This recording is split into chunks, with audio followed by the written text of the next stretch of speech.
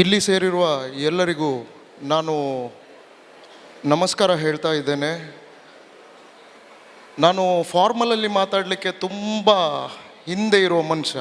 ನಾನು ಏನಿದ್ರೂ ಇನ್ಫಾರ್ಮಲ್, ಅಂದರೆ ಏನೆಲ್ಲ ನನ್ನ ಎಕ್ಸ್ಪೀರಿಯನ್ಸ್ ಇದೆ ಅದನ್ನು ಹೇಳಲಿಕ್ಕೆ ಇವತ್ತು ನಿಮ್ಮ ಮುಂದೆ ಬಂದಿದ್ದೇನೆ. ಸೊ ಇವಾಗಲೇ ನಾನು ನಿಮಗೆ ಹೇಳುವ ವಿಷಯ ನಿಮಗೆ ಎಲ್ರಿಗೂ ಗೊತ್ತಿದೆ. ಲಿಡಿಯಾ ಮೇಡಮ್ ನನ್ನ ಸಪೋರ್ಟರಲ್ಲಿ ಒಬ್ಬರು. ಇವತ್ತು ನನಗೆ ಹೇಳದೆ ಕೆಲವೊಂದು ವಿಷಯವನ್ನು ಇಲ್ಲಿ ಮಾಡಿಸಿದ್ದಾರೆ. ನನಗೆ ಹೇಳಿದರು ಸಿಂಪಲಾಗಿ ಒಂದು ಟಾಕ್ ಕೊಡಲಿಕ್ಕಿದೆ ಗಣೇಶ್ ಬನ್ನಿ. ಸೊ ನಾನು ಹೇಳಿದೆ ಟಾಕ್ ಕೊಡಲಿಕ್ಕೆ ಅಂತ ಹೇಳಿದರೆ ನಾನು ಫಾರ್ಮಲಾಗಿ ಮಾತಾಡುವನಲ್ಲ.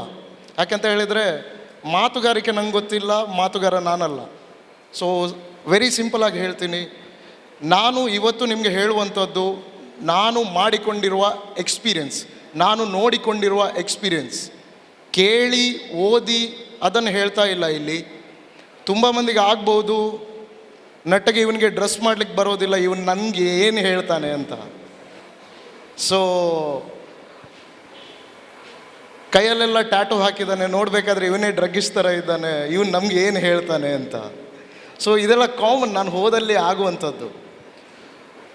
ಸೊ ಫಸ್ಟ್ ಆಫ್ ಆಲ್ ಇಲ್ಲಿ ನನಗೆ ಈ ವೇದಿಕೆ ಕೊಟ್ಟಕ್ಕೆ ಕ್ಯಾಥೋಲಿಕ್ ಸಭಾ ಇದಕ್ಕೆ ನಾನು ಧನ್ಯವಾದವನ್ನು ಅರ್ಪಿಸ್ತಾ ಇದ್ದೇನೆ.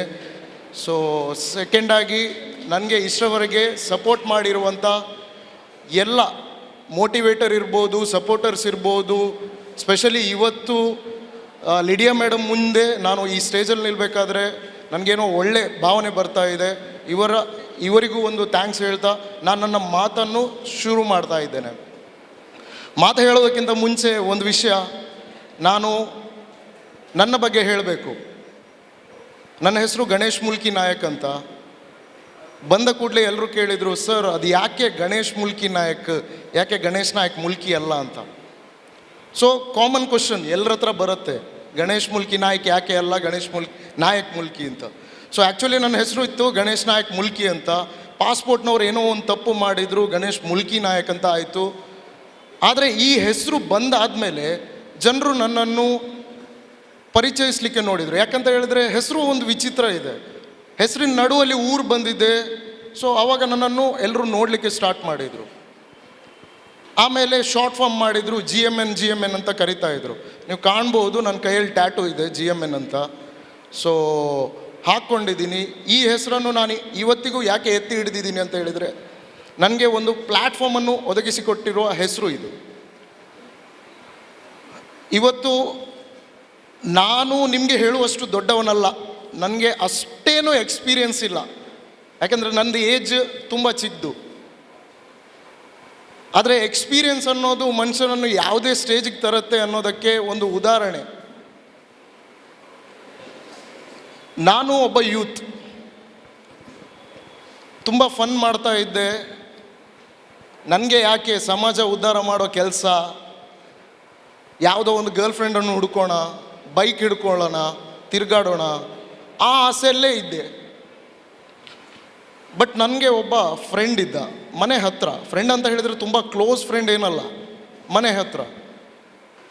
ಅವೊಂದು ಮತ್ತು ನಂದು ಮೆಂಟ್ಯಾಲಿಟಿ ಯಾವತ್ತೂ ಮ್ಯಾಚ್ ಆಗ್ತಾ ಇತ್ತು. ಏನು ಅಂತ ಹೇಳಿದರೆ ನಾನು I am a pure vegetarian from last 15 years 8 months. ನನಗೆ ಇಷ್ಟರವರೆಗೆ ಒಂದು ಡ್ರಾಪ್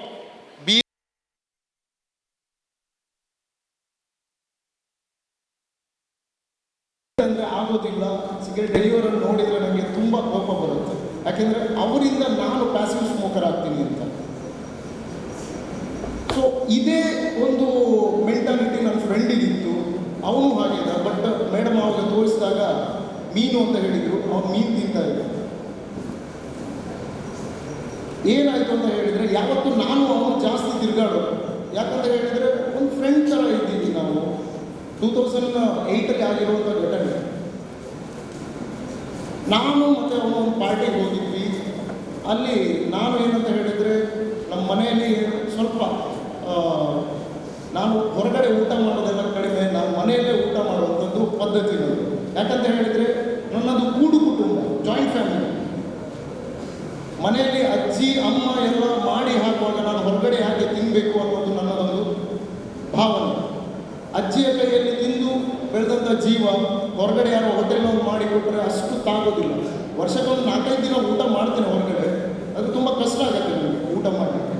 ಹಾಗೆ ನಾನು ಒಂದು ಪಾರ್ಟಿಗೆ ಹೋದೆ, ಅಲ್ಲಿ ಅವರನ್ನು ವಿಶ್ ಮಾಡಿಕೊಂಡು ವಾಪಸ್ ಬರಬೇಕಾದ್ರೆ ನನ್ನ ಫ್ರೆಂಡ್ ಹತ್ರ ಕೇಳಿದೆ, ಹೆಸರು ಇವತ್ತು ಮೆನ್ಷನ್ ಮಾಡೋದಿಲ್ಲ, ಮೆನ್ಷನ್ ಮಾಡಿದರೆ ನನ್ನ ಕಣ್ಣಿಂದ ನೀರೇ ಬರುತ್ತೆ ವಿನಃ ನಿಮಗೆ ಹೇಳಲಿಕ್ಕೆ ನನ್ನಿಂದ ಏನು ಸಾಧ್ಯ ಆಗಲ್ಲ.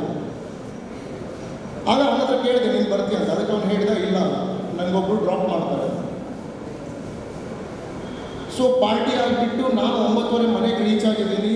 1 ಗಂಟೆ 30 ನಿಮಿಷ, 1:30 ಗಂಟೆ ರಾತ್ರಿ ಆಗಬೇಕಾದ್ರೆ ನನ್ನ ಕಾಲ್ ಬಂತು, ಇವನಿಗೆ ಆಕ್ಸಿಡೆಂಟ್ ಆಗಿದೆ ಅಂತ. ಶಾಕ್ ಆದೆ, ಹೋದೆ. ಹೋಗಬೇಕಾದ್ರೆ ಅಲ್ಲಿ ಏನಾಗಿತ್ತು ಅಂತ ಹೇಳಿದರೆ, ಆಕಾಶವಾಣಿ ಮಂಗಳೂರು ಅಂತ ಇದೆ, ಅದರ ಕರೆಕ್ಟ್ ಆಪೋಸಿಟಲ್ಲಿ ಒಂದು ಗಲ್ಲಿ ಹೋಗುತ್ತೆ, ಅಲ್ಲಿ ಬೈಕ್ ಆಕ್ಸಿಡೆಂಟ್ ಆಗಿದೆ. ಅಲ್ಲಿ ನೋಡಿದರೆ ಯಾರೂ ಇಲ್ಲ, ಬೈಕ್ ಇದೆ, ಪೇಷಂಟನ್ನು ಕೊಂಡೋಗಿದ್ದಾರೆ ಅಂತ ಹೇಳಿದರು. ಸೊ ಅಲ್ಲಿ ಹೋದ್ಮೇಲೆ ಆಯಿತು, ನಾನು ಫಸ್ಟ್ ಕೇಳಿದೆ ಡ್ರೈವ್ ಯಾರು ಮಾಡ್ತಾಯಿದ್ರು, ರೈಡ್ ಯಾರು ಮಾಡ್ತಾಯಿದ್ರು. ಅವಾಗ ಹೇಳಿದರು ಒಬ್ಬರು ಮಾಡ್ತಾಯಿದ್ರು ಕ್ಯಾಪ್ ಹಾಕ್ಕೊಂಡು. ನನಗೊಮ್ಮೆ ಸಮಾಧಾನ ಆಯಿತು, ನನ್ನ ಫ್ರೆಂಡಿಗೆ ಹಾಗಾದರೆ ಏನೂ ಆಗಿರಲಿಕ್ಕಿಲ್ಲ. ಯಾಕಂತ ಹೇಳಿದರೆ ಫಸ್ಟ್ ಆಫ್ ಆಲ್ ಅವನಿಗೆ ಬೈಕ್ ಬಿಡ್ಲಿಕ್ಕೆ ಗೊತ್ತಿಲ್ಲ, ಎರಡನೇದು ಅವನು ಹಿಂದೆ ಕೂತ್ಕೊಳ್ಳೋ ಮನುಷ್ಯ. ಹಾಸ್ಪಿಟಲ್ ಹೋದ್ಮೇಲೆ ನನಗೆ ಗೊತ್ತಾಯಿತು ಹೈಯೆಸ್ಟ್ ಡ್ಯಾಮೇಜ್ ಆದದ್ದು ನನ್ನ ಫ್ರೆಂಡಿಗೆ. ಯಾಕಂತ ಹೇಳಿದರೆ ಇವನು ಹಿಂದ್ಗಡೆ ಕೂತ್ಕೊಂಡಿದ್ದ, ಎದುರುಗಡೆ ಕೂತ್ಕೊಂಡವನು ಕುಡ್ದಿದ್ದ, ಪ್ಲಸ್ ಗಾಂಜಾ ಮರಿಜುವಾನ, ನಿಮ್ಮ ಟಾಕಲ್ಲಿ ನೀವೇನು ಹೇಳ್ತೀರಿ ವೀಡ್, ಗ್ರೀನ್ಸ್, ಸೊ ಇದನ್ನು ಸೇರಿಕೊಂಡಿದ್ದ. ಯಾವತ್ತೂ 2 ಕೆಮಿಕಲನ್ನು ಯಾವತ್ತೂ ಒಂದೇ ಸತಿ ಕನ್ಸ್ಯೂಮ್ ಮಾಡಿದರೆ ಬಾಡಿ ತಡ್ಕೊಳ್ಳಿಕ್ಕೆ ಕೇಳೋದಿಲ್ಲ. ಸೊ ಇದೆರಡ ಮಿಕ್ಸ್ ಆಯಿತು, ಇವನಿಗೆ ಏನೋ ಅಡ್ಡ ಬಂದ ಥರ ಕಾಣಿತ್ತು. ಆದರೆ ಅಲ್ಲಿ ಅಡ್ಡ ಏನೂ ಬರಲಿಲ್ಲ. ಅವನಿಗೆ ಅಲ್ಲಿ ಹೋಗೋದಕ್ಕಿಂತ ಮುಂಚೆ ಯಾರೋ ಹೇಳಿದ್ರಂತೆ, ಅಲ್ಲಿ ದನ ಎಲ್ಲ ಅಡ್ಡ ಬರ್ತದೆ, ಭೂತ ಇದೆ ಅದು. ಇವನು ಅದೇ ಕಲ್ಪನೆಯಲ್ಲಿ ಹೋಗ್ತಾ ಇದ್ದ, ಆಕ್ಸಿಡೆಂಟ್ ಆಯಿತು. ಬೈಕಲ್ಲಿ ಕೂತ್ಕೊಂಡಿರೋ, ಹಿಂದೆ ಕೂತ್ಕೊಂಡಿರೋ ನನ್ನ ಫ್ರೆಂಡ್ ಮರಕ್ಕೆ ಹೊಡೆದ, ಸ್ಪೈನಲ್ ಕಾರ್ಡ್ ಕಟ್ ಆಯಿತು. ಸ್ಪಾಟಲ್ಲಿ ಆ್ಯಕ್ಚುಲಿ 94% ಡೆತ್ ಆಗಿದೆ. ನಾನಿಲ್ಲಿ ಯಾವುದೇ ಹಾಸ್ಪಿಟಲ್ಗಳನ್ನು ದೂರೋದಿಲ್ಲ, ಆದರೆ ಏನಾಗುತ್ತೆ ಅಂತ ಹೇಳಿದರೆ ಅವರವರ ಟ್ರೈ ಮಾಡ್ತಾರೆ. 8 ಡೇಸ್ ಟ್ರೈ ಮಾಡಿದ್ರು, ಆಮೇಲೆ ಹೇಳಿದರು ಸತ್ತಿದ್ದಾನೆ. ಇಲ್ಲಿಂದ ನನ್ನ ಬದಲಾವಣೆ ಚೇಂಜ್ ಆಗ್ತಾ ಬಂತು. ನಾನು ಫಸ್ಟಿಗೆ ಹೇಳಿದ್ದೀನಿ, ತುಂಬ ಇನ್ಫಾರ್ಮಲ್ ಆಗಿ ಮಾತಾಡ್ತೀನಿ. ನಂಗಂತ ಹೇಳಿದರೆ ಭಾಷಣ ಹೇಳಲಿಕ್ಕೆ ಗೊತ್ತಿಲ್ಲ, ಕೇಳಲಿಕ್ಕೆ ಅದಕ್ಕಿಂತ ಮುಂಚೆ ಗೊತ್ತಿಲ್ಲ.